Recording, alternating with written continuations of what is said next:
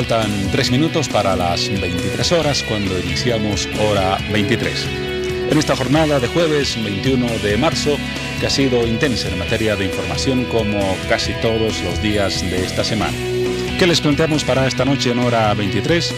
Tal vez conocen que en la Cámara de Diputados se ha aprobado, tanto en su estación de grande como de detalle, la denominada Ley de Libertades Religiosas, que norma las actividades de la Iglesia Evangélica en el país.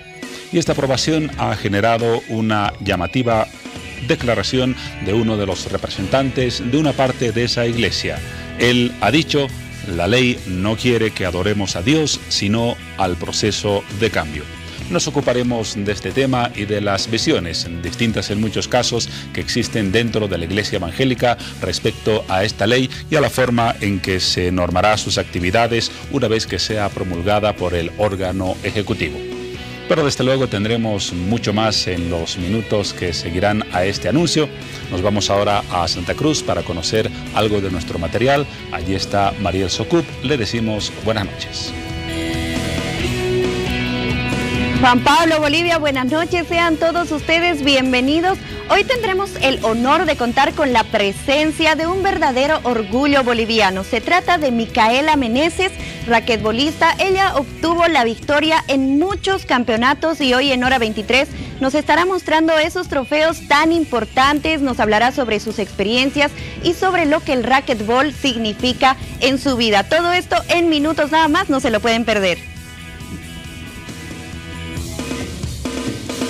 Esa noticia llegará más adelante desde Santa Cruz en Hora 23. Comenzamos a detallar algunas de las novedades que les contaremos en los próximos minutos. En esta jornada, que aún tiene una hora para concluir, se ha conmemorado el Día del Cine Boliviano, una fecha importante, uno de los filones más destacados de la actividad cultural en el país. No solo ha sido una fecha para recordar ese acontecimiento, sino para reflexionar sobre el estado del cine boliviano. Y ese es justamente el propósito de la siguiente nota. En memoria de Luis Espinal y recordando su muerte, el Día del Cine se celebra en nuestro país cada 21 de marzo. Desde la visión de expertos en el sector cinematográfico, aseguran que la ley del cine ya rige en nuestro país y de a poco dará un gran impulso. Va a haber cambios importantes, ojalá para mejor, porque a veces el conocimiento está ahí y hay que alcanzarlo, y eso es de eso se trata. O sea, se trata de un proceso de educación, en realidad. Y la ley, si bien es importante porque nos da un marco y nos da recursos, pero yo creo que es un proceso. Ahora es el turno del consumidor final, de la ciudadanía, que debe seguir las recomendaciones para respaldar la producción y la industria del cine en nuestro país. Tiene que ver con el consumo, tiene que ver con el público. El público sigue consumiendo piratería, el público sigue asistiendo a los grandes. A mí me parece bien, el cine mundial y el cine americano está bien, son los mejores que saben hacer cine, pero digamos tenemos que cultivar público, tenemos que cultivar valor al proceso productivo, valor a las ideas. Si bien la producción internacional y sobre todo la hollywoodense trae increíbles películas en la misma proporción, se debería consumir y apoyar por sobre todo el cine nacional, que en el fondo de su trabajo guarda nuestra cultura e historia y se la puede mostrar al mundo. Y seguro se están preguntando dónde está Paola Sánchez. Pues en la cobertura del tema que acabamos de tocar, el Día del Cine Boliviano, la Cinemateca Boliviana ha sido y es todavía a estas alturas de la jornada un punto importante de información para recordar esa fecha. Allí está Paola, nos vamos con ella, le decimos buenas noches, adelante. Bueno, y así es, Juan Pablo, nos encontramos en la Cinemateca en este momento, exactamente en la Iconoteca, un lugar que resguarda aquellos afiches, aquel material importante que forma parte del cine boliviano. Y esta noche, en el Día del Cine Boliviano, nos encontramos con una de las figuras esenciales de la cinematografía de nuestro país. Estamos con el reconocido director de cine, Antonio Eguino. Es un gusto compartir con usted. Bienvenido a Hora 23. Muchas gracias, muy amables. Me siento muy contento de estar en Hora 23. Bueno, y nosotros más contentos aún de compartir con una figura como usted en este día tan importante en el cual se conmemora el Día del Cine Boliviano. Es una fecha que tiene gran importancia no solamente para los protagonistas de esta industria, sino para todos nosotros.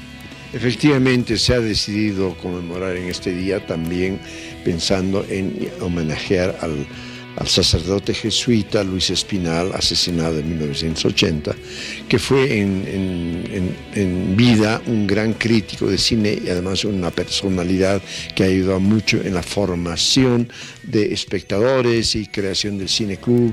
Ha escrito mucho sobre el cine boliviano y el cine en general, así que estamos conmemorando el Día del Cine, el Día del cine boliviano, que agrupa a la familia de cineastas y del audiovisual, y estamos también pensando en nuestro pasado. 12 años que esta fecha cobra importancia desde el año 2007, que se conmemora cada 21 de marzo como el Día del Cine Boliviano. Sin duda, desde ese momento hasta ahora hubo una gran evolución en esta industria y por supuesto cambios importantes. Efectivamente, bueno, cambios los hay. El principal cambio ha sido el cambio tecnológico, ¿no? El cine que se hacía en película, el cine que se proyectaba en proyectoras de 35 milímetros, y ahora que estamos con el cine digital y toda esa transformación ya se ha llevado a cabo. Usted trabajó en los dos tipos de cine, tanto el antiguo, el que conocemos todos tradicional, como ahora en el cual está inmerso la tecnología. A ver, cuéntanos un poco, ¿cómo era hacer cine antes y bueno, cómo es ahora? Bueno, el cine analógico, el de 35 milímetros, el que se grababa en película, era más artesanal, se podría decir, ¿no? Porque en todo lo que se hacía se dependía también de los laboratorios, en la edición había que cortar la película, había que elaborar las bandas, etc. Hoy en día en lo digital ha avanzado a tal extremo que ya todo en nuestra vida, no solamente el cine, está regido por lo digital, o sea, la industria digital, el concepto digital. Y desde luego, en muchos casos ha facilitado la manera de hacer cine, en otros también los ha complejizado. Porque, ¿en qué casos se complica, por ejemplo? Porque la tecnología digital ha avanzado bastante y el conocimiento que se tenía de cómo hacer cine no ha ido a la velocidad del avance de la tecnología digital. Y la tecnología digital es algo que ya se está haciendo en todo el mundo, y cuanto más se conoce, más jugo y más habilidad se puede tener en la realización digital. Antes, por ejemplo, ¿cuánto tiempo podía llevar a hacer una película y cuál era la inversión mínima que se necesitaba y cómo esto ha cambiado con el avance de la tecnología? Efectivamente, depende del realizador, ¿no? Pero en el caso mío, varios años, 2, 3 años para hacer una película en la era digital. Hoy en día también se necesita bastante tiempo. No estoy hablando de mi experiencia última, sino de la experiencia de colegas míos que han hecho películas últimamente y que, de acuerdo a sus propias experiencias y testimonios, han hablado de a veces 3 años y a veces más. Hacer cine requiere tener un oficio, tener la manera de expresarse con buena calidad, que tenga buena fotografía, buen sonido, buena música, buena ambientación y la buena interpretación y la buena historia, ante todo. Era lo mismo en la época analógica, que era simplemente hecho de manera diferente. Ahora, como sabemos, la proyección digital se ha estandarizado en todo el mundo, ¿no? O sea que cuando uno hace una película en la China o en Bolivia, tienes que hacerlo de acuerdo a los formatos estándares para que pueda la película ir de un lugar a otro. Muy bien, y esta noche estamos con usted, director de importantes películas seguramente conocidas para muchas personas en el momento que las comenzamos a mencionar. Por ejemplo, acá tenemos una, Los Andes no creen en Dios, Chuquiago, también Amargo Mar. Podemos mostrar aquí algunos de los afiches de estas películas. Sin duda fueron maravillosas experiencias, pero ¿alguna de estas marcó más en su carrera profesional? ¿Y por qué? Bueno, en realidad todas mis películas me han marcado en su momento, porque cada una de las películas implica además elegir una temática y cada temática y la elaboración del guión y de la manera que está hecha y de la manera que yo he querido expresarme me ha tocado, me ha afectado y me ha involucrado enormemente. Ahora, si las películas son como los hijos, de alguna manera, una analogía. Yo creo que mi película Chuquiago es la que más satisfacciones me ha dado por muchas razones, ¿no? Primero porque es una película de homenaje a la ciudad de La Paz. Y yo quise hacer una película de homenaje a mi ciudad y ha sido vista por mucho público y todavía se mantiene como la película de más éxito de público, en la que yo me he involucrado totalmente en la esencia misma de ser paseño, el por qué he elegido el título Chuquiago, por ejemplo, ¿no? Que es la palabra en aymara para denominar a la ciudad. Los españoles en vez de Chuquiago le pusieron La Paz. Pero sin embargo los nativos, los aymara parlantes en la ciudad, nunca dijeron La Paz marca, sino Chuquiago marca. Entonces por esa razón decidí mantener la palabra Chuquiago, que es, la traducción sería lanza capitana, o sea, el epicentro de una cultura, o sea, el centro del collasudio, el centro de la cultura colla, que fue antes de la llegada de los españoles. Y en cada una de las historias que se narramos también el personaje de acuerdo a su medio, a la altura en que vive y su medio cultural. Chuquiago, sin duda una de las películas que seguramente se estará difundiendo hoy en varios canales de televisión, también en salas de cine, porque 21 de marzo, Día del Cine Boliviano, uno de los objetivos es acercar al público boliviano a su cine. Algunos medios de prensa escrita, Antonio, realizaron algunos sondeos a las personas respecto al cine boliviano y bueno, varias de ellas afirmaban no conocer películas bolivianas, no sabían nombres de directores, tampoco nombres de actores. Bueno, efectivamente hay un cambio, ¿no?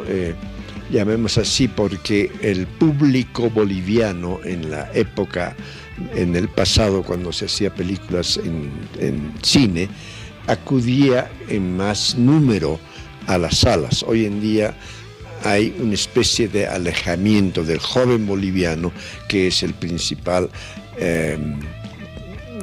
asistente a las salas cinematográficas, no se aproxima mucho al cine boliviano y de ahí viene el desconocimiento y nosotros, claro, que ya tenemos años encima, estamos con una brecha generacional. Pero yo recomiendo que justamente en este día las personas inquietas digan, a ver, en Bolivia se hace cine, ¿qué tipo de cine se está haciendo? Entonces, aquí en la Cinemateca constantemente se da el cine boliviano. Y los que tienen más inquietud, pues comienzan a averiguar de las películas hechas en el pasado, como las mías, como las de Jorge Sanginés, de Pablo Agassi, en fin, de varios cineastas que hemos hecho cine en el pasado. Y de alguna manera hemos contribuido con nuestras historias, con nuestro tratamiento de las películas, a entender mejor la cultura nuestra, a entender mejor al boliviano, a mostrar de otras maneras la vida de los bolivianos. Entonces el cine en todos sus momentos ha contribuido enormemente a que nosotros seamos más conocidos o nos entendamos mejor. Sin duda. ¿Algún proyecto cinematográfico a futuro en el que ya esté trabajando, Antonio? Bueno, tengo un par de proyectos, todavía no estoy trabajando en ellos, así que en cuanto tenga algo de noticia tendré el gusto de compartir con ustedes. Estaremos a la espera de conocer las nuevas noticias respecto a los proyectos cinematográficos de este gran director de cine, Antonio Eguino, que nos acompañó esta noche y fue un gusto tener la entrevista con uno de los protagonistas y una de las personajes que más ha contribuido a la industria del cine boliviano, hoy 21 de marzo que se conmemora esta fecha importante. Bueno, les agradezco muchísimo por la entrevista y además que sirva también de excusa para promocionar al cine boliviano en todas sus épocas, para hablar de los protagonistas del cine, del audiovisual, desde los técnicos hasta los intérpretes y mucha gente que participa en una película. A veces hay más de 100 personas que participan en una película. Muchas gracias, Antonio. Retornamos al set contigo, Juan Pablo. Continuamos con más. Gracias, Paola. Te esperamos en estudios más adelante. Y a propósito del tema, este sábado Bolivisión difundirá una película nacional en conmemoración de la fecha que hoy recordamos. Estos son los datos y al mismo tiempo nuestra invitación a seguirla. Celebrando el Día del Cine Boliviano. Todo el mundo está con esa locura de irse a trabajar a otro país. Es por eso que aquí no se encuentran trabajadores. Bolivisión presenta una historia de migración en la búsqueda de un futuro mejor. Atención un poco más exclusiva, algo así como una dama de compañía. Deberías descansar, trabajas demasiado. ¿Qué ha pasado? Me han piloreado, pues. Este sábado 23 de marzo a las 22 horas. No te pierdas En Busca del Paraíso. Solo por Bolivisión.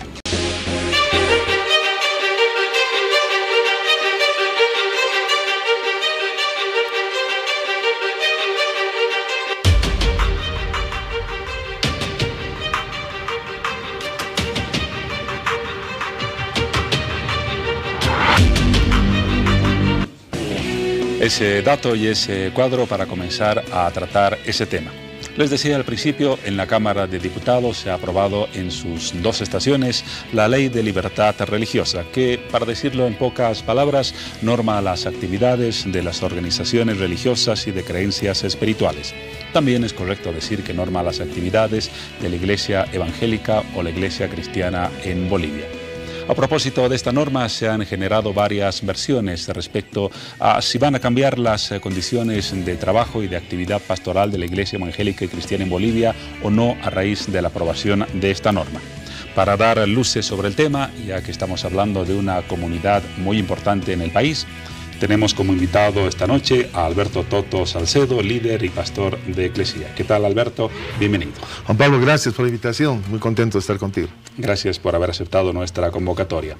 A propósito del tema que mencionaba, en principio quizás sea bueno orientar a la gente respecto a cuál es la estructura de la Iglesia Evangélica o Cristiana en Bolivia. Sabemos que la Iglesia Católica tiene una estructura muy clara, pero cuando hablamos de la Iglesia Evangélica surgen nombres como el Consejo Nacional Cristiano, la Asociación Nacional de Iglesias Evangélicas de Bolivia. ¿Cómo está organizada en síntesis esta iglesia?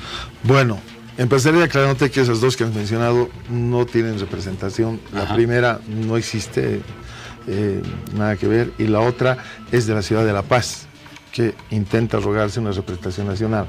En Bolivia hay varios énfasis. La iglesia cristiana, y otros llaman evangélica, empezó hace 120 años. Con un procultor que llegó al puerto Pérez en el lago Titicaca y presentó la Biblia arrodillándose por primera vez. Y a partir de ahí empezó a difundirse y a esparcirse esta fe. Y para el año 1972 éramos 2.8% de creyentes cristianos. En ese entonces se llamaban protestantes. ¿Es un porcentaje de la población? ¿Cuánto alcanzaba? 2.8%. 2.8%. Luego en el último censo se alcanzó al 11.7%. de personas que profesaban la fe cristiana, evangélica, etc. Y ya tú sabes que no ha habido más datos y ya con estudios de ONGs, etcétera, se llegó a un número de entre el 25 al 30% en este tiempo de personas que profesan esta fe. Ahora, la estructura es muy especial porque vienen primero por denominaciones. Cada denominación puede tener 1.000 hasta 1.900 o 2.000 iglesias. Hay otras independientes, hay otras que son de misioneros del extranjero, hay otras iniciales como la Iglesia Bautista, Luterana, y hay otras de nueva denominación que llaman a partir del movimiento que hubo en Bolivia en 1972 con Julio Rival. Iglesias que nacieron en Bolivia, que tienen una fe obviamente clara, y están organizadas por la Asociación Nacional Evangélica, por iglesias que tienen representación en cada departamento. En algún lugar se llama Asociación Cristiana Evangélica, y cada departamento tiene su nombre que aglutina de manera independiente. Y la mayoría de ellos están bajo el paraguas de ANDEV. Hay otra que se llama Alianza por la Fe, a la que represento yo, que es ALFE, que solo fue creada para tramitar esta ley y conseguir este objetivo. A raíz de la persecución que hubo en 1999-2000, entre nosotros y la manera en que nos trataban de manera muy discrecional las autoridades. Y hay otras iglesias muy importantes, muy grandes, de pastores que tienen iglesias, que es muy importante decirse que son pastores. Vale la pena destacar ese elemento para comenzar a abordar el tema. Han sido ese conjunto de instituciones las que han participado en, no diré la negociación, pero sí la gestación de este proyecto de ley que tiene ya varios años de trabajo. Así es, el 2004 empezaron las gestiones, se abrieron algunas mesas de trabajo ahí, participaron judíos, mormones, es decir, de todas las fes, y los amautas también estaban ahí, porque la ley siempre tiene que abarcar a todas las cosmovisiones y a todas las fes que existen en una nación. No puede haber leyes particulares, muchos reclaman, ¿y por qué no hay una ley especial para nosotros? ¿Cómo nos van a unir a los amautas? Bueno, la ley explica claramente que primero no hay discriminación y segundo, todos los que tienen una espiritualidad son los que deben estar bajo un amparo de la ley. Vale la pena también aclarar, Juan Pablo, que hasta el día de hoy los que tenemos personalidad jurídica la tenemos como sociedad civil sin fines de lucro. No somos iglesia, no somos nada, somos una sociedad civil, exactamente igual que un club deportivo o un sindicato, que no estoy con eso desmereciendo nada, pero nosotros tenemos otro tipo de actividad. Entonces, cuando hemos empezado a trabajar con la ley, queríamos que esté muy claros nuestros derechos y nuestras obligaciones. Hasta el día de hoy, en la Dirección de Culto de la Cancillería, que maneja todo este tema espiritual, presentamos cada mes nuestros informes de actividades y nuestros informes económicos. No es que hemos vivido en la clandestinidad y que de pronto van a hacer unas fiscalizaciones, que ningún espíritu de la ley, ningún artículo habla de eso. Entonces, punto uno, para recalcarlo, la Iglesia Evangélica y Cristiana en Bolivia ha estado unida en la gestación de este proyecto y en su tratamiento y análisis con la Asamblea Legislativa. Por supuesto. Ahora, siempre en toda ley hay voces que no. Dicen, no me parece eso, que cómo va a pasar esto, cómo nos van a poner junto con tal. Siempre, tipos, son muy súper espirituales a los que respeto y otros que queremos aterrizar en lo que es una ley que tiene que ver con una nación y con las leyes, los derechos y deberes que debemos tener. Eso ha quedado claro. Ahora ya sobre el contenido de la ley o del proyecto de ley.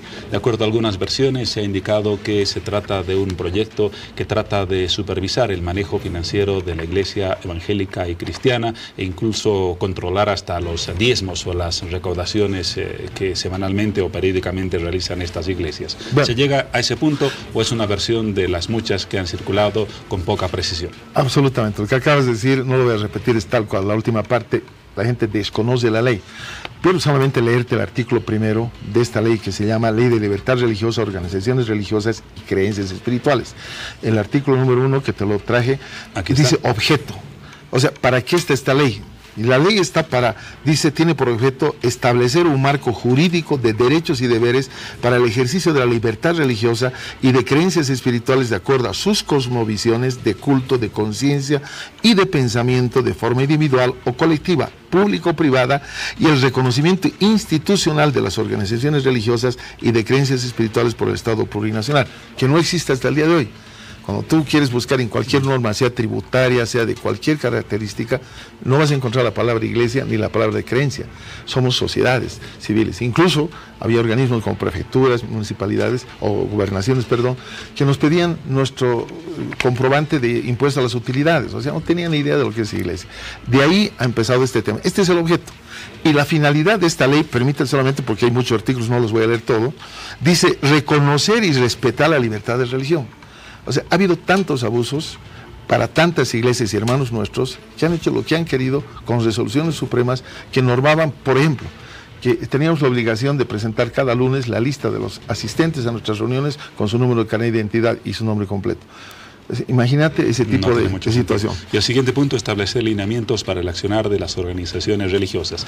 Específicamente en el campo económico, los recursos que ustedes manejan, ¿cómo van a ser supervisados si es que lo van a hacer por alguna instancia? Van a ser, por supuesto. Tenemos 120 días que dice esta ley para poder compartir, crear y sacar un decreto supremo reglamentario de esta ley, donde se van a aclarar varios puntos. Aquí habla de la parte financiera, habla de que tenemos el derecho a recibir donaciones, participaciones, etcétera. Es muy completa. El artículo 4 habla de nuestro ámbito, el artículo 5 habla de definición, qué es una organización religiosa, qué es una creencia espiritual, qué es un ente de coordinación, quiénes son los servidores religiosos que son distintos de los servidores espirituales y cuáles son el trabajo de los trabajadores administrativos que tenemos. Ahora en el portal urgente.bo hace poco, en la tarde de hoy, se publicó una declaración, la que usted observaba por poca representatividad, la del presidente del Consejo Nacional Cristiano, Luis Aruquipa, quien decía, arrogándose representación de parte de la Iglesia Evangélica, lo siguiente: la ley no quiere que adoremos a Dios, sino al proceso de cambio, y cita un texto en el que dice que las actividades religiosas se constituyen en una fuerza viva del proceso de cambio. ¿Qué podemos decir al respecto? Bueno, primero, no quiero referir al personaje, al señor, porque no tiene que ver nada con la iglesia, no es ni pastor ni... pero no quiero hablar, no he venido a hablar de personas.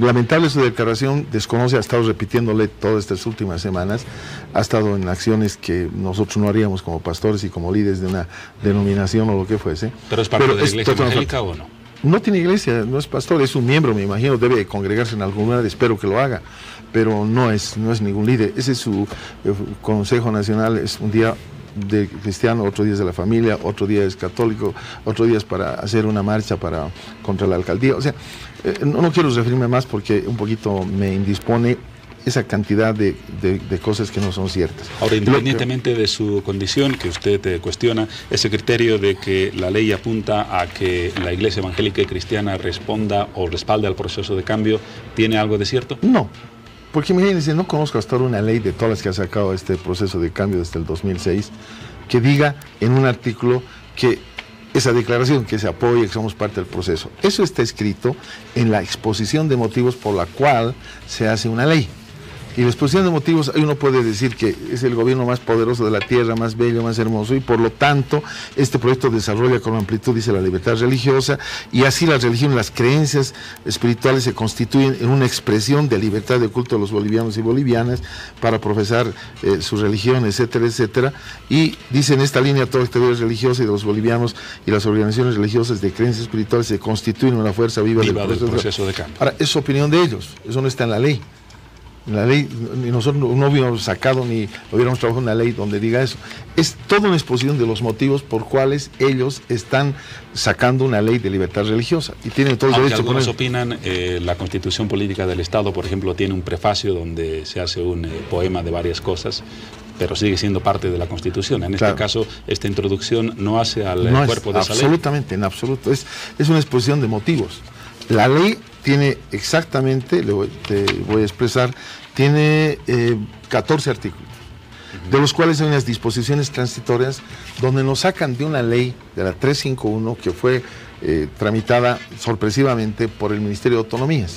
Y ahí nos colocan junto con las ONGs y una cantidad de actividades que no son iglesia, incluida iglesia. Por primera vez se pone en una ley nombre iglesia, que nunca existía. Así hemos aclarado algunos aspectos importantes, pero brevemente, ¿qué va a cambiar para bien para la Iglesia Evangélica y Cristiana en Bolivia con la aprobación de esta norma? Primero, va a cambiar que vamos a tener derechos y obligaciones claras. Segundo, que todos los que están en este trabajo van a tener una actividad legal, con resoluciones supremas, con trámites. Ya no vamos a ser sociedad civil sin fines de lucro, vamos a ser iglesia. En el caso de organizaciones religiosas, otros nos llamarán eso, porque hay una variedad, pero nosotros nos llamaremos iglesia tanto, iglesia lo otro, lo que quieran ponerse de los nombres, y una cantidad de hermanos y hermanas que tienen sus congregaciones sin papeles, porque se suspendió la otorgación de personerías hace muchos años atrás, van a poder acceder fácilmente a regularizar su actividad.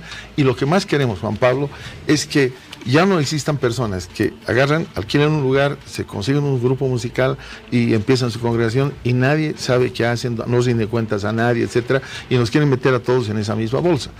Muchos de ellos con seguridad van a regularizarse, van a poder cumplir esos deberes que está marcando esta ley. Y para concluir, Alberto, tras esa explicación que sintetiza muy bien los cambios que se vienen hacia adelante, hay muchos que opinan que la Iglesia Evangélica y Cristiana está sí próxima al proceso de cambio, por lo menos al gobierno. Esto por pronunciamientos que no han sido muy críticos con algunas decisiones del gobierno, a diferencia, por ejemplo, de la Iglesia Católica, que sí ha tenido cuestionamientos serios al órgano ejecutivo y a alguna de sus políticas. Nosotros trabajamos de manera muy clara. La Iglesia Católica está metida en política desde siempre.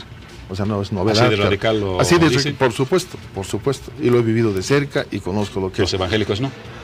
Hay evangélicos, hay iglesias que tienen pastores que han empezado a candidatear, etcétera, y tienen la libertad. Pero por respeto a la gente que se congrega con nosotros, nunca, en el caso nuestro y de la mayoría, podemos establecer un lineamiento político, Lo que hace la palabra es orar, nos manda a orar por las autoridades en cualquier nivel, y eso es lo que hacemos, pero no nos pronunciamos políticamente, porque el respeto, en nuestra congregación hay de todos los colores políticos. Imagínense que yo me empiece a hablar de algo, estaría irrespetando a ellos que no han venido a eso, han venido a un crecimiento espiritual, a prepararse para la vida, tanto como familia, como para ser mejores personas cada día en el andar que tenemos los seres humanos. Pero toda iglesia es parte de la sociedad. La Iglesia Católica, por ejemplo, se pronunció contra la reelección de Evo Morales. En el caso de su iglesia, ¿cuál es la posición sobre esto? No tenemos posiciones políticas, nosotros tenemos muy claro lo que tenemos que hacer. Particularmente todos tienen su posición, pero nunca vamos a asumir eso. Ahora, hay, como digo, personas que lo están haciendo, y eso respeto absolutamente. En el caso nuestro, no, y en la caso de la mayoría tampoco, no va a escuchar eso. Hay otros que sí, le meten con todo, pero... Lo que habla de una diversidad dentro de la iglesia. Y eso es bueno, me parece que es muy bueno. Muchas gracias, Alberto Toto Salcedo, líder y pastor de Eclesía, por habernos aclarado algunos puntos importantes de este proyecto de ley que va a seguir su andadura en el Senado y finalmente en el Ejecutivo. Ya estaremos evaluando la aprobación de esta ley y su aplicación en los próximos meses.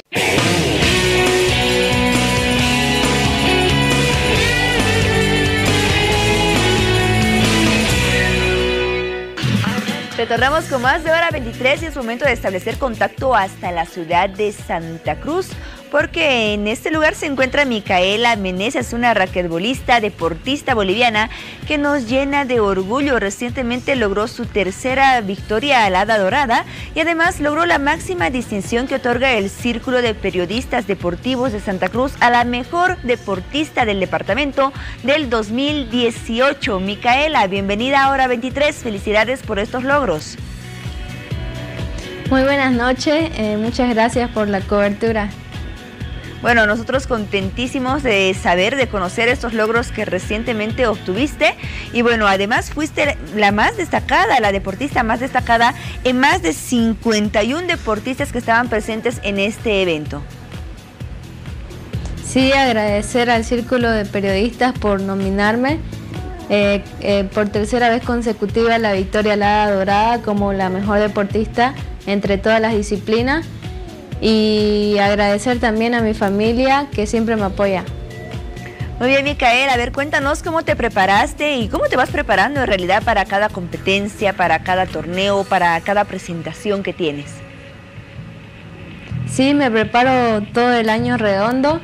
Entreno físico en Sport Motion y racket con mi entrenador Carlos Keller. El año pasado para mí fue un año bastante bueno porque pude sacar 2 medallas de oro en el Campeonato Panamericano que se realizó en Chile y 2 medallas de oro en el Campeonato Mundial que se realizó en San Luis Potosí, en México. Y bueno, justamente por esos logros es que obtienes esta máxima distinción del Círculo de Periodistas Deportivos. ¿Qué viene después de esto, Micaela? ¿Cuáles son los siguientes pasos en tu carrera deportiva? Bueno, me estoy preparando bastante para poder competir con personas mayores. Estoy entrando a la categoría Open, que es cualquier edad, y mi objetivo es clasificar a los Juegos Panamericanos que van a ser en Lima, Perú, y también poder clasificar otra vez al Campeonato Mundial y sacar 2 medallas de oro para Bolivia. Muy bien, Micaela, tienes objetivos muy importantes, pero a largo, a futuro, ¿cuáles son tus principales objetivos? ¿Hasta dónde quieres llegar con el racquetball?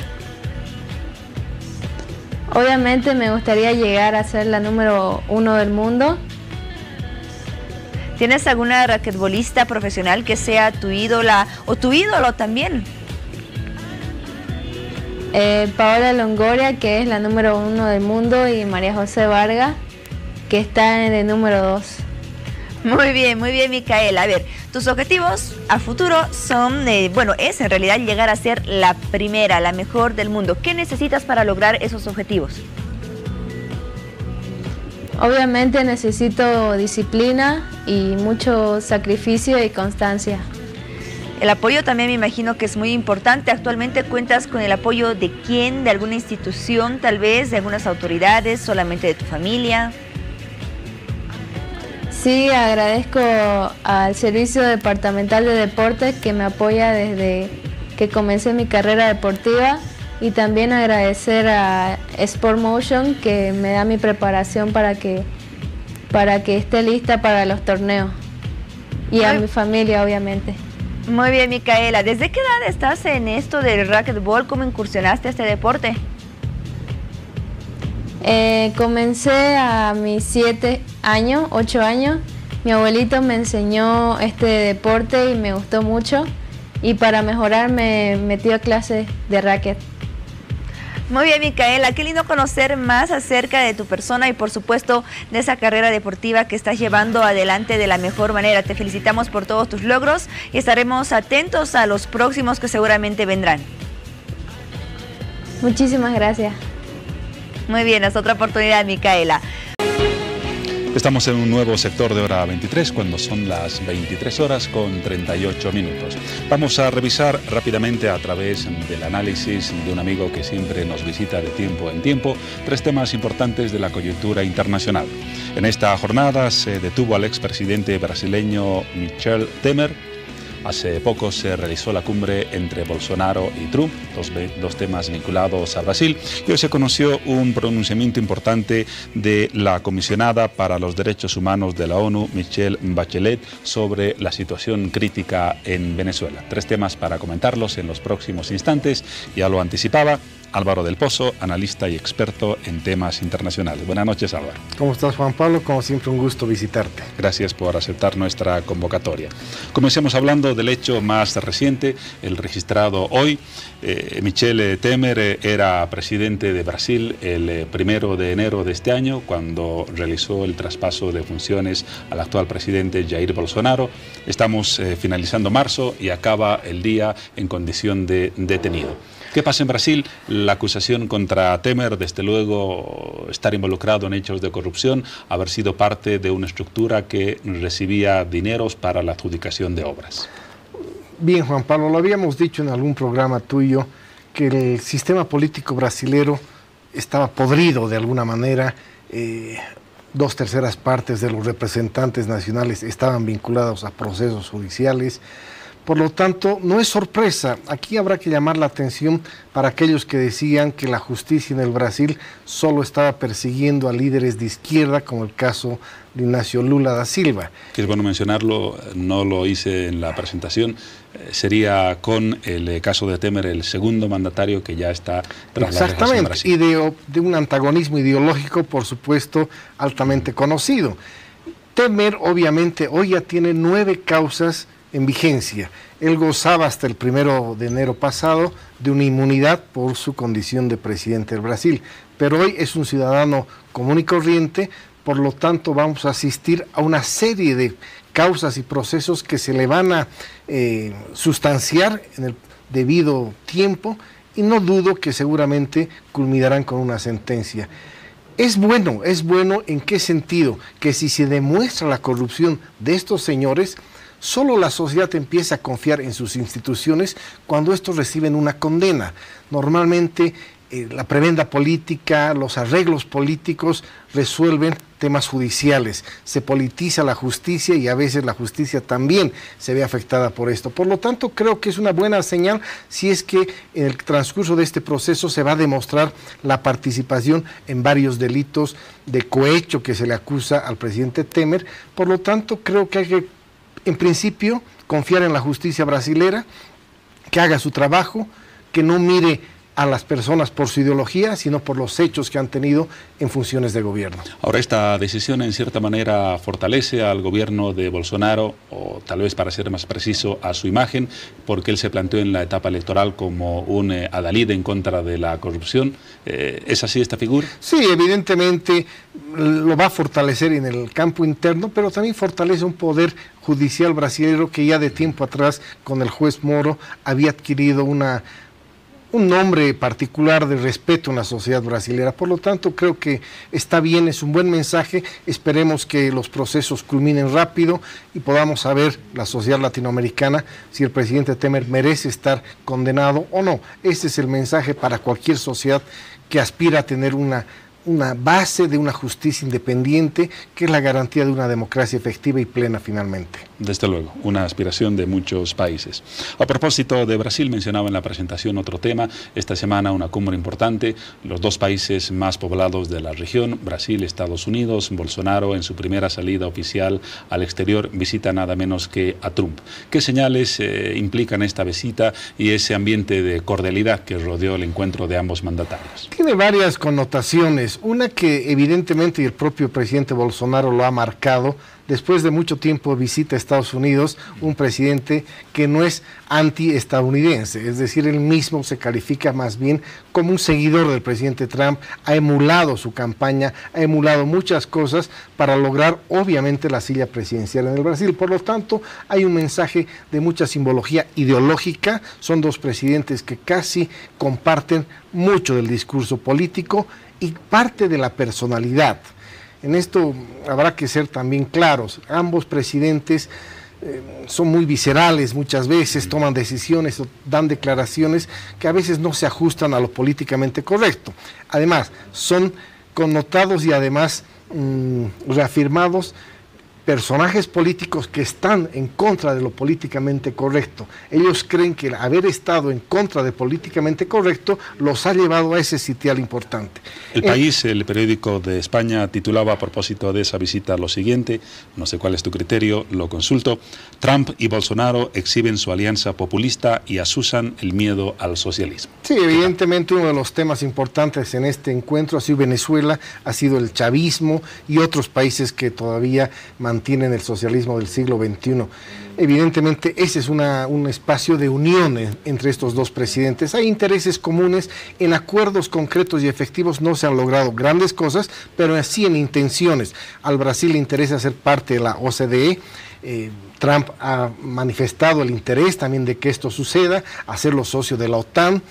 Hay un tema, quizá podamos señalarlo, que podría de alguna manera causar cierta complejidad en esta nueva relación, que es China. China es un actor protagónico en la economía brasilera, quizá el socio más importante, incluso más que Estados Unidos, y obviamente Trump está en una guerra comercial con China. Por lo tanto, ahí Brasil no va a poder presentar todo su apoyo porque perdería a uno de sus principales socios. Ahora ha quedado claro cuál es el panorama de prioridades para Brasil. Bolsonaro ha estado en Estados Unidos, su próxima visita va a ser a Chile, ya se perfila cuáles son los aliados y los intereses que se tiene a futuro en la región. El mensaje ideológico es rotundo. La pregunta que seguramente se va a contestar a mediano plazo y largo plazo es que si este gesto está rompiendo una tradicional diplomacia brasilera que sale de Itamaraty, en la que logró por mucho tiempo, incluso desde finales de la Segunda Guerra Mundial, donde Brasil se comporta como un aliado después de haber tenido otra posición, es el primer país que realmente termina su neutralidad en el conflicto de la Segunda Guerra Mundial y a lo largo de la historia lo convierte en un socio estratégico del Brasil, pero con una salvedad importante que es bueno mencionarla. Se logró cierta independencia. El Brasil nunca estuvo bajo el paraguas americano, además, o pese a tener una relación estratégica, pero Brasil supo mantener una independencia de Estados Unidos, porque de alguna manera se mostraba también como un competidor a Estados Unidos. Era el gran imperio del sur que de alguna manera aspiraba a ser competencia de Estados Unidos. Esa habilidad de la diplomacia brasilera justamente se traduce en eso. Hoy quizá nos revela esta foto de mucho acercamiento el riesgo de perder ese equilibrio que tuvo el Brasil por muchos años en su diplomacia. Una perspectiva interesante. Y ahora el último tema en esta rápida revisión de asuntos de esta semana en el panorama internacional. Hoy la alta comisionada de la ONU para los Derechos Humanos, Michelle Bachelet, ha denunciado algo muy grave: evidencias de torturas, asesinato y una aguda crisis social en Venezuela, ejecución de opositores, más de 3 millones de venezolanos fuera del país, e incluso la certificación de un centro de torturas de la policía. ¿Estamos en la fase más degradante de la dictadura venezolana? Sí, y era hora que la señora Bachelet se pronuncie. El mundo exigía que de una vez diga algo porque ya ese silencio denotaba casi complicidad. Por lo tanto, creo que es un buen mensaje de Bachelet con la comprobación inequívoca de estos actos que violan los derechos humanos. Hoy también ha sido detenido la mano derecha de Guaidó. Por lo tanto, estamos asistiendo a que el presidente Maduro, más allá de pensar en una salida, más allá de buscar soluciones pacíficas, está agravando el problema. Entonces, esto tiene una duración, lo hemos dicho, creo que se va a seguir presionando, hay mucha alerta en la región, hoy se han pronunciado varios presidentes respecto a esta detención, lo ha hecho Estados Unidos. Creo que vamos a asistir también, como lo hemos dicho alguna vez en tu programa, a este fin de un régimen de Maduro, pero que no se cansa hasta el último de seguir violando derechos humanos. Solo agrava la situación, solo da más tristeza a Venezuela, más dolor, y esperemos que no lleguemos a la sangre, que es lo que queremos evitar todos los latinoamericanos. Aunque parece que no quiere irse por las buenas. Así es. Muchas gracias, Álvaro del Pozo, analista y experto en temas internacionales, por habernos dado luces, como siempre, en el análisis de temas de coyuntura en el panorama internacional. Hasta pronto. Juan Pablo, va a ser un gusto volver a verte. Muchas gracias. Seguimos en Hora 23 y seguimos con esto.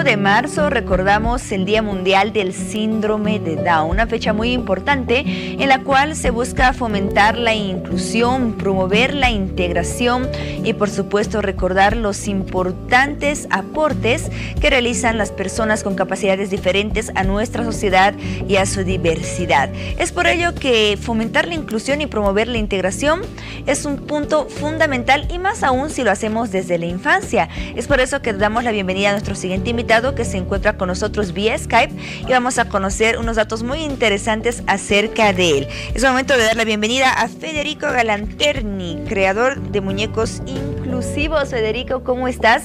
Te encuentras actualmente en Argentina, y el motivo por el cual tenemos este contacto es porque eres creador de Oli. ¿Quién es Oli?, se preguntarán muchos. Un muñeco, o el primer muñeco tal vez con las características de síndrome de Down. Bienvenido a Hora 23. Hola, ¿qué tal? Buenas noches a todos. Bienvenido, Federico. A ver, cuéntanos un poco más. Hoy se presentó en el Día Mundial del Síndrome de Down a Oli, este muñeco que tiene características de un niño de síndrome de Down.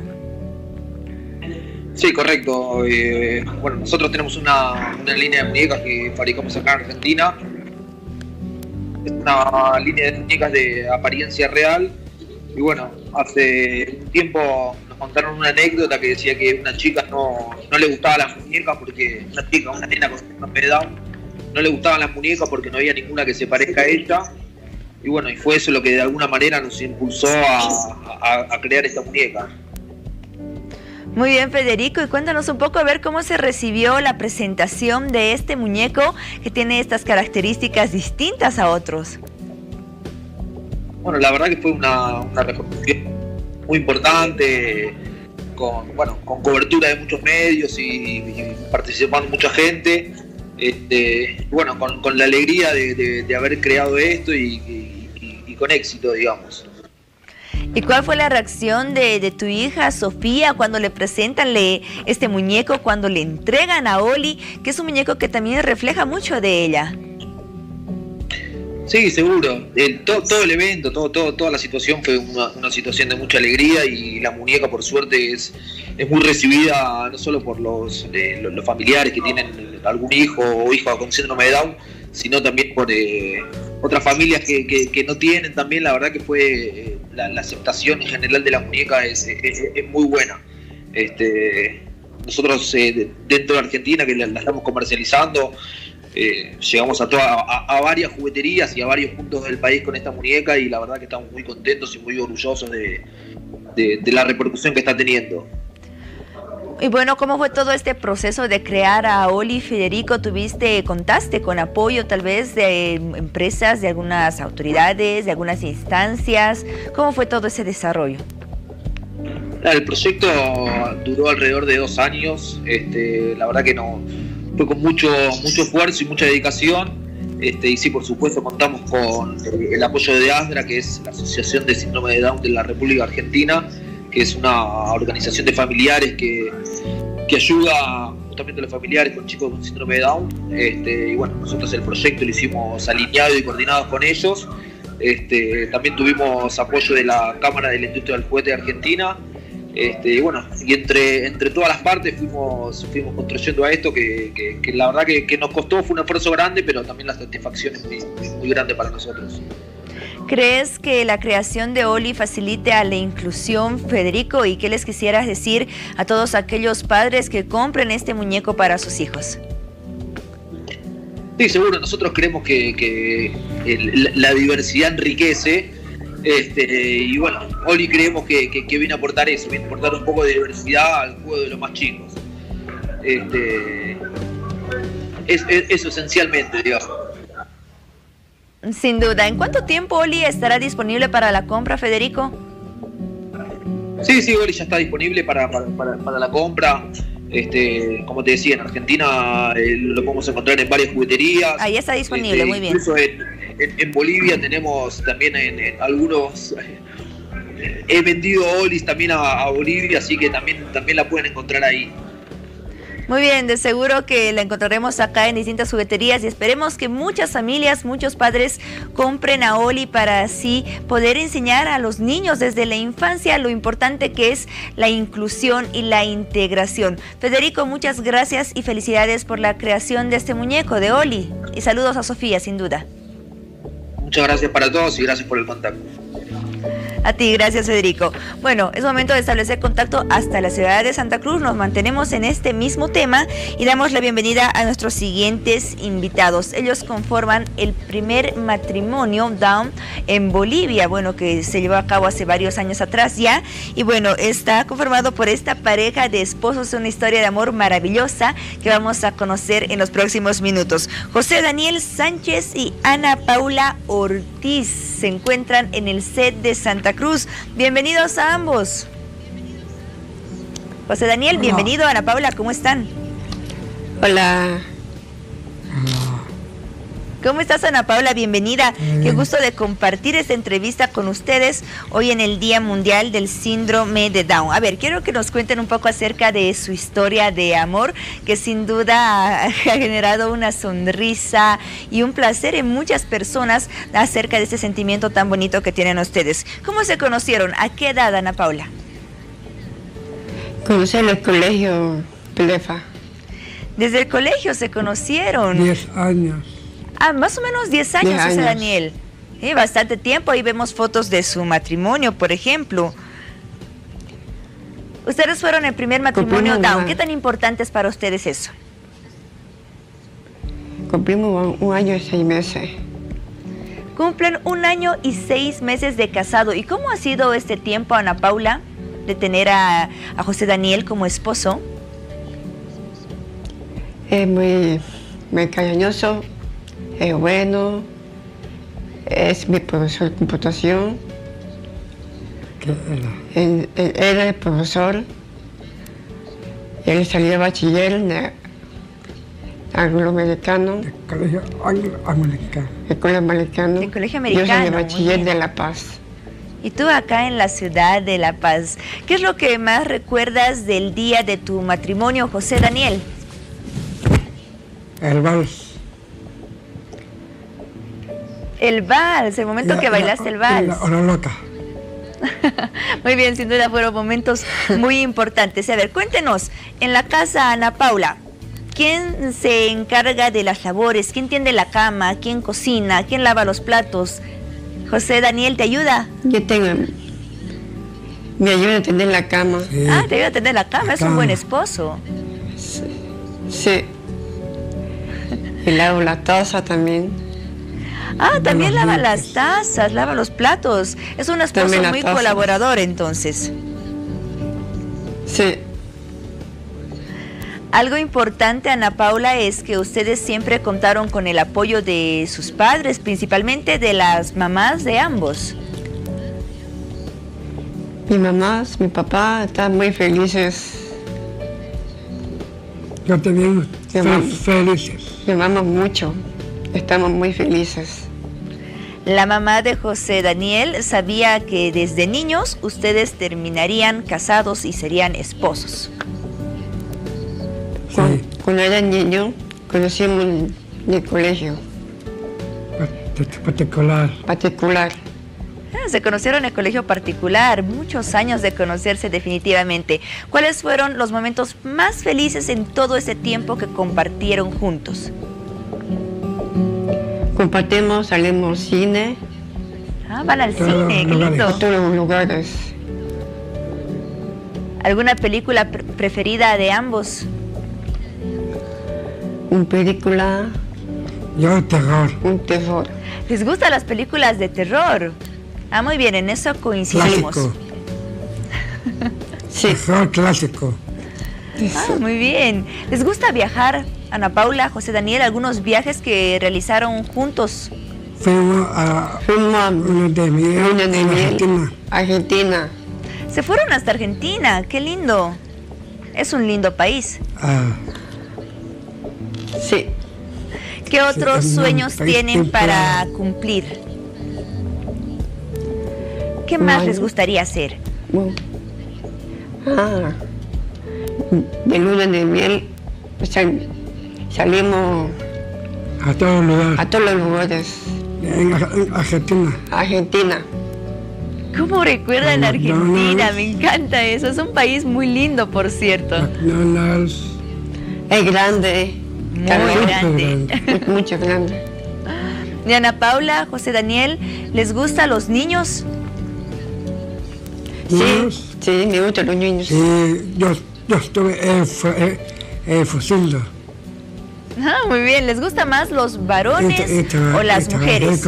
¿Hombrecitos o mujercitas? Trabajé de estimulación. Yo también trabajaba en La Paz de profesor de los niños. Qué lindo, definitivamente. Ana Paula, José Daniel, ustedes fueron el primer matrimonio Down en Bolivia. ¿Qué les quieren decir a otras personas que se aman como ustedes y que les gustaría también casarse? Lo amamos mucho. Que sean muy felices. Que sean muy felices. Definitivamente es el mejor mensaje. Es el mejor mensaje definitivamente que recibimos esta noche, que sean muy felices porque sin duda es algo sumamente importante, fundamental en nuestras vidas. Ana Paula, José Daniel, felicidades por esta relación que llevan y bueno, ha sido un gusto conversar esta noche con ustedes. Gracias. Muy bien, gracias a ambos. Nos vamos a una pausa, pero ya volvemos con más de Hora 23. En los próximos minutos estaremos hablando de un tema muy importante relacionado con la tanatología. Bueno, ¿a qué se refiere? Sin duda, alternativas que les estaremos presentando que nos ayudarán a superar el dolor cuando una persona o un ser querido parte de esta vida, o también en el caso de personas que tienen enfermedades terminales. Eso y más al volver.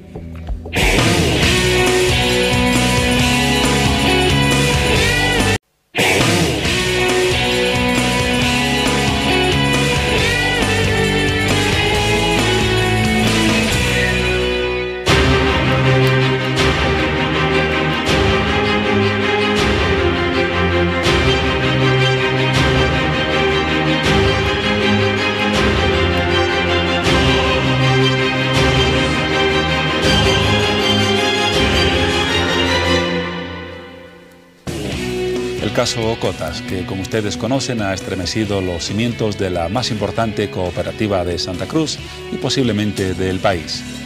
El proceso está en marcha, me refiero a las investigaciones. En los últimos días se ha conocido, por ejemplo, que la cantidad inicial que habría sido defraudada, más de 7 millones de dólares, sería incluso superior y superaría los 8 millones de dólares. Las investigaciones continúan, se ha retirado documentación de la cooperativa de teléfonos de Santa Cruz, se ha confirmado las aprehensiones y las detenciones de varios de los involucrados y día a día se conoce alguna novedad respecto a este tema. Vamos a hablar de este panorama en los próximos instantes con el abogado Otto Ritter, que se encuentra ya en los estudios de Bolivisión en la ciudad de Santa Cruz. Allí lo vemos en imagen. ¿Cómo está, doctor? Buenas noches. ¿Qué novedades nos cuenta hoy del tema que acabo de mencionar? Muy buenas noches, Juan Pablo. Un saludo cordial a todo el país, a todo el pueblo boliviano que nos está viendo.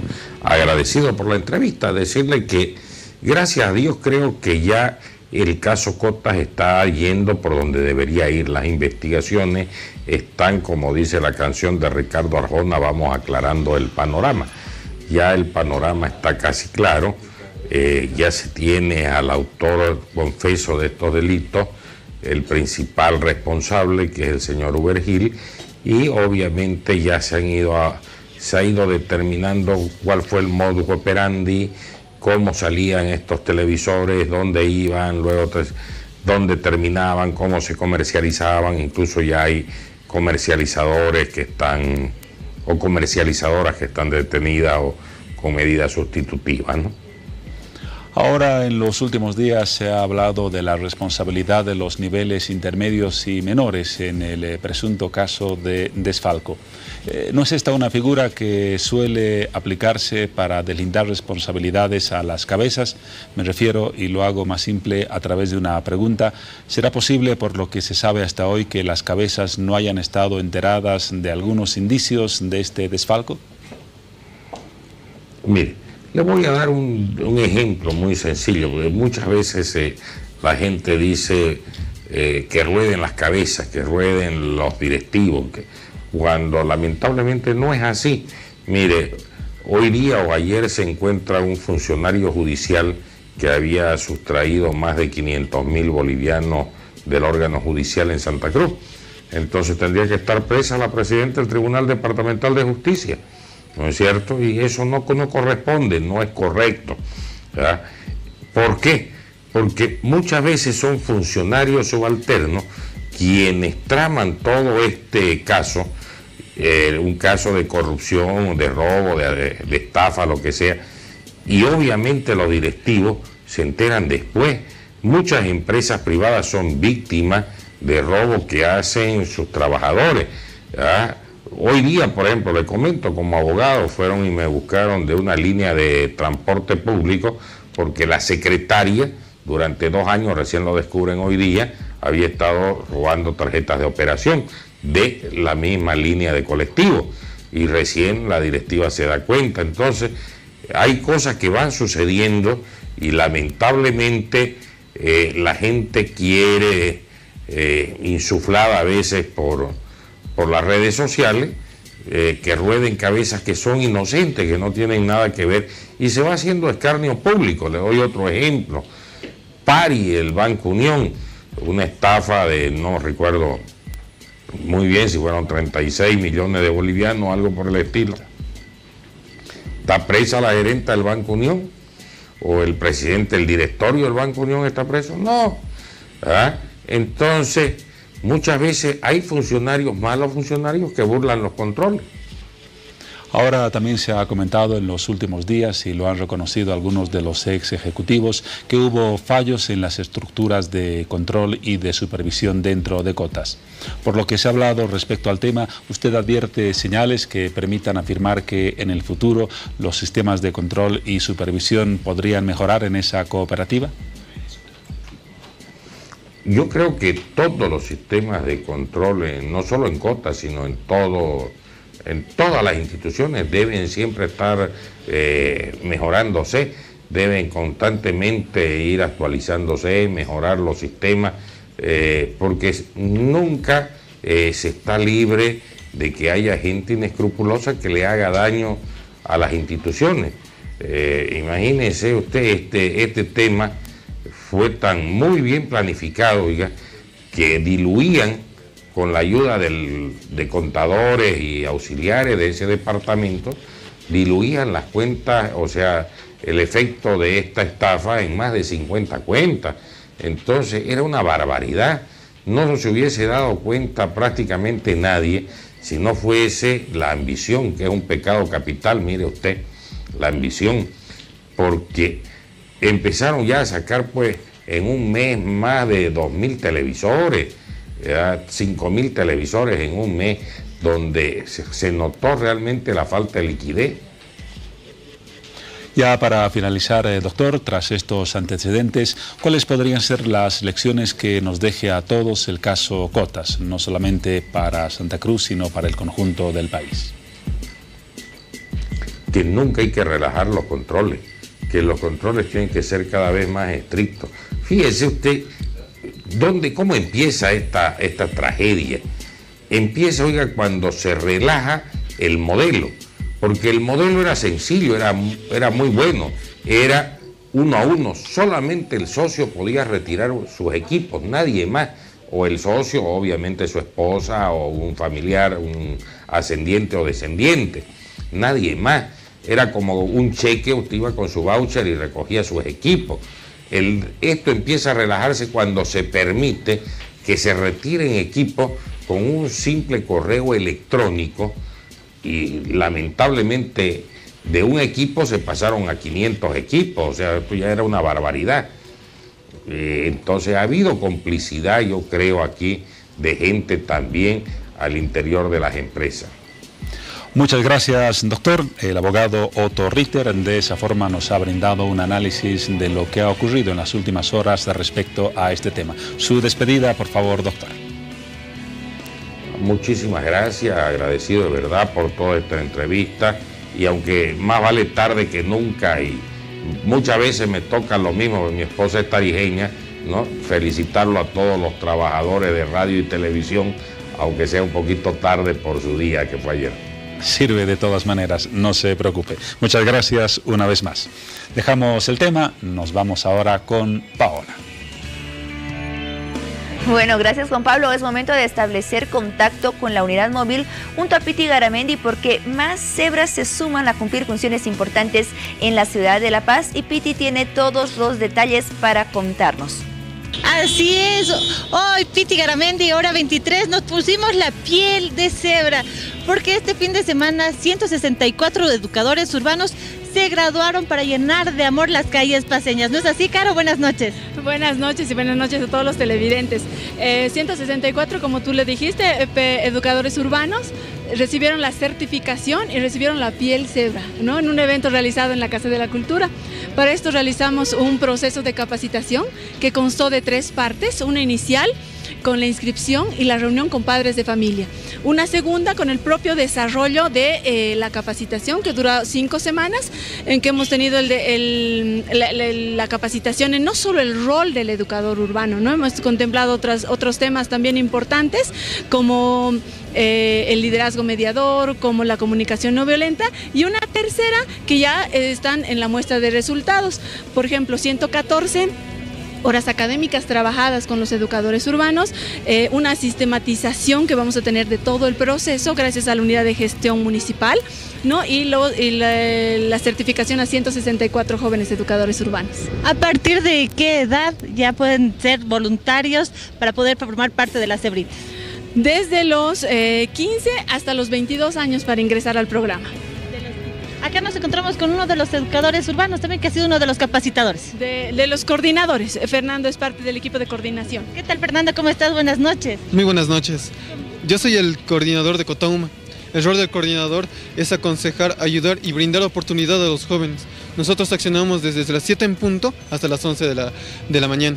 Después tenemos el turno tarde, que es de 2:30 hasta las 6:30. También tenemos capacitaciones para que podamos implementar lo que son los dones para los jóvenes. Perfecto, y también nos encontramos acá con una persona que ya ha sido graduada, ¿verdad? Este fin de semana recibió su piel de cebra. Exacto, primeramente muy buenas noches. El sábado recibimos nuestra piel cebra. ¿Y para qué sirvió esto? Para implementar lo que es la cultura de paz y enseñar a la ciudadanía. Ahora, sobre todo, ya entramos a colegios, a universidades, entidades públicas, para enseñar, concientizar y brindar un mensaje de paz a toda la ciudadanía. Perfecto, muchísimas gracias, Caro. Un consejo que quieras darle a la población, que tenga más respeto y más cariño hacia las cebritas. Sí, por favor, que todas las acciones cuentan. Entonces, nos ayuda mucho que se fijen el semáforo, usen el paso peatonal, tengan la basura en el bolsillo, traten de no tocar bocina. Toda la participación nos ayuda del ciudadano, ¿no? Perfecto, pues Caro, muchas gracias. Para todos aquellos jóvenes que quieran ser voluntarios, ¿todavía hay espacio o no hay espacio?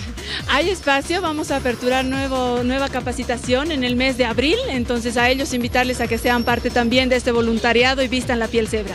Perfecto, muchísimas gracias. Yo me voy a accionar, así que Caro, te dejo, me voy Muy bien. a trabajar. Muy bien.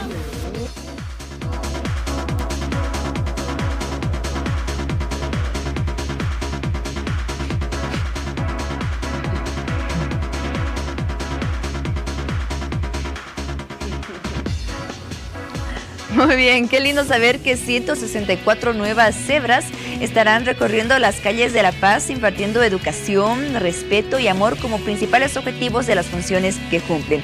Qué lindo saber de esta noticia, Piti. Cambiamos de tema porque hablamos de la muerte. Es considerado a veces un tabú en muchas sociedades, pero existen algunas técnicas, algunas terapias destinadas a ayudar a aquellas personas que quedan sufriendo cuando pierden a un ser querido, o también a aquellas personas que son diagnosticadas con una enfermedad terminal, por ejemplo, y saben que pronto partirán de este mundo. Estaremos hablando del tema a retornar de la pausa. Espérenos.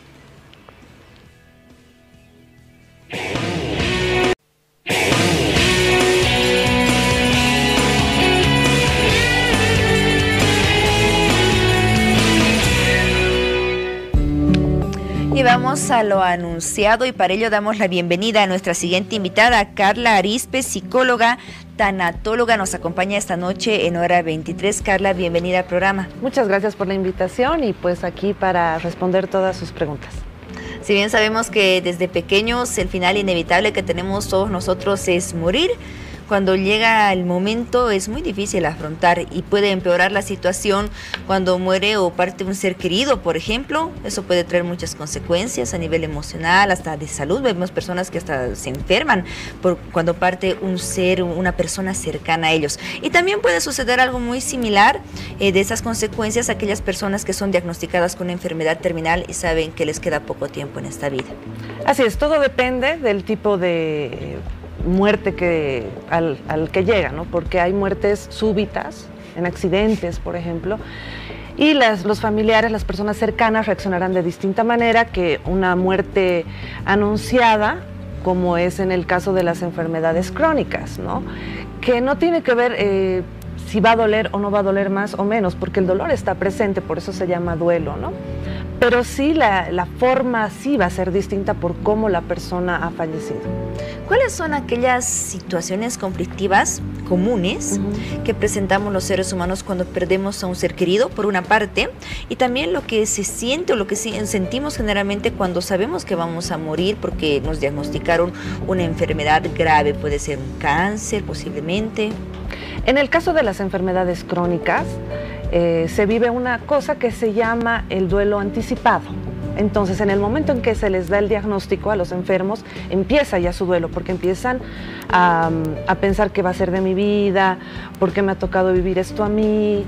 Están experimentando sentimientos muy fuertes, parecidos a los que vienen cuando la persona haya fallecido, ¿no? Y la preocupación también en esos casos es lo que va a dejar, ¿no? La familia, algunos temas legales pendientes, temas de herencia, los hijos. Es todo lo que se queda pendiente que, como tanatólogos, los que trabajamos en tanatología, tratamos de que se pueda ordenar de a poco antes de la partida, ¿no? Y se prepara también a la familia, a la persona que va a morir, para que tengan un final un poco más tranquilo, ¿no? En el caso de la muerte súbita, se trabaja con los familiares, con las personas más cercanas, para que tengan un proceso de duelo más tranquilo, más llevadero. Se les da herramientas para que puedan procesar todo lo que ha sucedido, ¿no? Porque también se espera mucho que la persona muera de viejo, ¿no? Claro, eso es lo todos que pensamos, ¿no? Que vamos a morir de viejos. Exacto, pero no es así. Cuando sabemos que un familiar va a partir, lo primero que nos puede decir el entorno, los mismos médicos, tienen que apoyar a esta persona en esta enfermedad. Y seguramente muchos familiares se preguntarán, ¿cómo lo voy a apoyar si yo también estoy afectada? Es un problema especialmente para el cuidador el principal, que es el que va a estar todo el día con el enfermo y cuidándolo, ¿no? Pero sí, el golpe es tanto para la persona, porque lo estás poniendo en un espejo de que no le queda mucho tiempo, y también está la familia de que no sabe cómo manejarlo. Entonces a veces se vuelve tabú, no hablemos de este tema, que pase, que sigamos con los tratamientos, pero no hablamos del tema. En muchas ocasiones se oculta incluso el diagnóstico a la persona que está enferma. Sí, muchas ocasiones, ¿no? Pero generalmente se da eso, ¿no? Se da el tema de que no hablemos del tema, porque además se piensa que cuanto más se habla del tema, más rápido va a pasar, y no es así. Se siguen ciertos procesos que tienen que suceder sí o sí. Entonces, ¿qué es lo más sano? Lo más sano es arreglar todo lo que está pendiente, ¿no? Papeles, juicios, casas, testamentos, temas judiciales, temas también emocionales que no se han cerrado. Perdones, ¿verdades? Pueden ser verdades, pueden ser te quiero, pueden ser cosas que no se han dicho. Entonces, una persona que está con una enfermedad terminal y hace estos procesos, este trabajo, se va más tranquila. Sí, sin duda encontrará una paz antes de partir, ¿no? Sí, va a encontrar una paz. Y los familiares también van a tener un poco más de tranquilidad, porque realmente después de que la persona fallece, el segundo duelo son los trámites, las firmas, los abogados, es otro duelo, ¿no? Entonces, el arreglar todo antes, previamente, es sacarse un peso de encima antes de la muerte. Y no estamos hablando de que va a haber menos dolor, ni mucho menos, porque el dolor va a estar presente, ¿no? Muy bien, ¿y qué pasa en el caso de, bueno, los familiares que quedan, ¿no? Parte un ser cercano y, bueno, las personas que quedan, ¿qué fases atraviesan para superar ese duelo y hasta cuánto tiempo puede llevar esto? Vemos personas que a veces son muy fuertes, lo superan en un par de meses, y vemos personas que años y siguen llorando y siguen sin poder afrontar la situación. La educación del duelo es muy importante, estar educados todos, que estemos educados en duelo. ¿Por qué? Porque si ahora manejamos buenas herramientas en nuestros procesos de pérdida, y no me refiero a muerte, pérdida me refiero a quizás se murió una mascota, quizás me fui de país, entonces sí estoy sufriendo una pérdida, o me aplacé en el colegio, o mis papás se divorciaron, todo eso es una pérdida, ¿no? Entonces, si yo tengo buenas herramientas ahora, cuando venga una pérdida mayor, voy a tener buenas herramientas. Si no las tengo, mi duelo va a ser más complicado. Hay muchos autores que hablan de distintas fases del duelo, ¿no? Entre esas está el shock, la ira, la negación, y todo termina con la aceptación, ¿no? ¿Alguna de esas fases es más difícil de superar? Tal vez en la que con frecuencia las personas nos podemos estancar.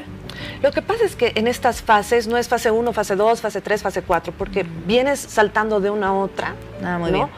Porque puedes estar un rato con mucho enojo, con mucha ira, y al siguiente momento estás con depresión, después estás como que aceptando que sí, ya pasó, pero otra vez te deprimes. Entonces es un proceso largo, no se puede hablar de meses, se habla hasta de años, hasta de 3 años, y de ahí para adelante también hay que ver si el duelo está o no complicado, ¿no? Muy bien, me imagino que puede complicarse más cuando tenemos un concepto, ¿no? Mira, por ejemplo, pensamos que vamos a morir porque, bueno, es algo natural y es un designio de Dios, así estaba destinado. Sin duda es una de las principales palabras de consuelo que se da, ¿no? En el velorio, sí, Dios así lo quiso, Dios así lo dispuso. Pero ¿qué pasa cuando la muerte se da de otras situaciones? Por ejemplo, un asesinato o un suicidio que nos pueda llevar a pensar que aún no era el tiempo o la hora de esa persona. Ahí estaremos hablando entonces de un duelo un poco más complicado. Se manejarán otro tipo de herramientas, porque también detrás del manejo del duelo, de la terapia del duelo, hay que ver un poco la historia familiar de la persona, cómo es que ha atravesado y cómo es que ha resuelto sus problemas antes. Entonces, a partir de eso se le da herramientas para que pueda salir adelante. ¿Qué técnicas, qué terapias existen, en qué consisten estas para ayudar y apoyar a estas personas? ¿Y cómo podemos saber que necesitamos de esta terapia? ¿Existen algunos signos de alerta? Porque no todos superan ese duelo con la ayuda de un especialista. Exacto. Bueno, en primer lugar, una pregunta que siempre me hacen es si estoy deprimido, estoy muy deprimido, no salgo adelante, necesito medicarme. Por lo general, no, porque la depresión en el duelo es normal, es natural. Entonces el cuerpo también reaccionará en algún momento y saldrá adelante esta persona. En casos muy complicados sí es bueno medicarse, porque no pueden algunas personas salir de la depresión. En ese caso sí. Por eso es que es importante hacer un diagnóstico. Ahora, ¿qué tipo de terapias hay? Muchísimas clínicas, hay terapias corporales, hay terapias de respiración, hay terapias de contención. Son grupales también. Hay terapias de grupo también, grupos de duelo, por ejemplo, de duelo perinatal, las mamás que han perdido un hijo desde el embarazo hasta los 3 años, el grupo de hijos que han perdido padres, entonces hay muchos grupos de duelo que sirven. Evidentemente, cuando tú te proyectas con una persona que ha vivido algo similar a ti, entonces sí encuentras un consuelo, ¿no? Pero la terapia es importante y el salir adelante. Si una persona que está pasando por un proceso de duelo ahora siente que no puede avanzar más, debe buscar ayuda, y lo bueno de esto es que sales muy rápidamente, porque los que trabajamos en tanatología ubicamos fácilmente a la persona lo que está pasando en su cabeza, en su sentir, y cuando las personas entienden y comprenden esto salen rápidamente. Y en caso de no recibir el apoyo oportuno y eficiente, ¿cuáles podrían ser las consecuencias? Bueno, una depresión que pueda durar mucho tiempo, personas que no puedan salir adelante, que sientan que tienen trabas todo el tiempo. Entonces sí se les complica, ¿no? Su vida realmente no va a poder retomar. Muy bien, Carla, te agradecemos mucho por estar presente en el programa y bueno, para finalizar tienes una importante invitación. Así es, muchísimas gracias. La próxima semana, desde el lunes hasta el viernes, se está llevando por primera vez en Bolivia el Congreso de Tanatología y Duelo y también talleres del duelo. Este es un congreso internacional. Están llegando profesionales extranjeros desde Colombia, desde España, desde Argentina, desde Perú, que van a venir y van a dar un panorama general del duelo. Se van a tocar temas importantísimos como los que hemos hablado ahora, sobre la parte legal, por ejemplo. Vamos a hablar sobre el cuidador principal, sobre qué hace el enfermo terminal, cómo les dice a sus familiares. Son temas divinos. Vamos a estar desde el día lunes hasta el día viernes. Así que todos están invitados a participar. Si quieren más información pueden llamar al teléfono 765-79680. Voy a repetirlo una vez más. 765-79680 y les vamos a dar toda la información. Pero además hay que aclarar que está abierto a todo el público que está pasando por procesos de duelo. Vamos a ver películas, muchas cosas que van a servir. Perfecto, Carla Arizpe, psicóloga, tanatóloga, gracias por esa invitación y también por orientarnos en este tema tan importante. Cuando quieran, muchas gracias. Es momento de establecer contacto nuevamente con nuestra unidad móvil junto a Piti Garamendi, porque ella se encuentra en compañía de una persona de un corazón sumamente noble que brinda apoyo, cuidados a los perros callejeros. Piti, vamos contigo para que nos amplíes la información. Así es, en esta noche tan fría nos encontramos con una persona de muy gran corazón y dejó de ser un empresario famoso para dedicarse al cuidado de estos animalitos de cuatro patas, de los perritos. ¿Cómo estás, Fernando? Buenas noches. ¿Qué tal? Qué gusto. Gracias por acompañarme a dar comida a mis hijos. Yo aquí feliz con ustedes. Fernando, contanos, tú dejaste de ser un empresario muy famoso por dedicarte a ellos, por el amor a los perritos. Sí, por evitar la sobrepoblación y explicar qué es una esterilización y qué es la adopción. Tenemos casi 2 millones de perros en las calles de Bolivia, entonces tenemos que hacer algo. ¿Cuál es la actividad que realizas diario? Doy comida a más de 1000 perritos en diferentes zonas, recojo de más de 9 restaurantes de comida, y me dedico a dar comida y talleres para educar a la gente por qué hay que esterilizar y por qué tienes que adoptar. ¿De dónde nació esta iniciativa de dedicarte a ellos? Ya había decidido hace 16 años en una entrevista que iba a ayudar a niños, ancianos y animales. Comencé por los animales, por la reproducción que existe, porque si por lo menos los abandonarías esterilizados, no tendríamos la cantidad de sobrepoblación que tenemos hoy en día, ¿no? Y más si no hay campañas de educación para explicar qué es la esterilización y por qué se debe hacer. El perrito viene a reproducirse en la tierra, no viene a formar familias. Estás realizando actualmente una campaña para construir un asilo para los perritos de la calle. Así es, es un santuario. Quiero llevarme a los más enfermitos y a los más viejitos y también me va a servir para esterilizaciones. El lugar quiero hacer por lo menos unas 100 esterilizaciones diarias para evitar más nacimientos y se llama Regálame un ladrillo por un ladrido. Van a encontrar alcancías en diferentes lugares de la ciudad para poder construir. Necesito 1.200.000 ladrillos para construir este santuario que ya existe en muchos países. Bueno, pues esperemos que el santuario pueda hacerse realidad. Muchísimas gracias, Fernando, por acceder a esta entrevista y haz una invitación para que todas las personas también que quieran donar los huesitos y que quieran donar ladrillos para que pueda hacerse realidad este asilo, pueda hacerlo. No se olviden que el perro viene a reproducirse en la tierra, lo primero, no viene a formar familias, esterilicen para evitar más nacimientos y los invito a que ayuden. Si no quieren ayudar a animales, ayuden a un anciano, a un niño, a alguien, pero ayuden. No saben la bendición que uno recibe al recibir sin pedir nada a cambio. Es lo mejor que puedes hacer como ser humano, ayudar a otro ser vivo. Perfecto, muchísimas gracias. Chao Fernando, muchas gracias. Muchísimas gracias.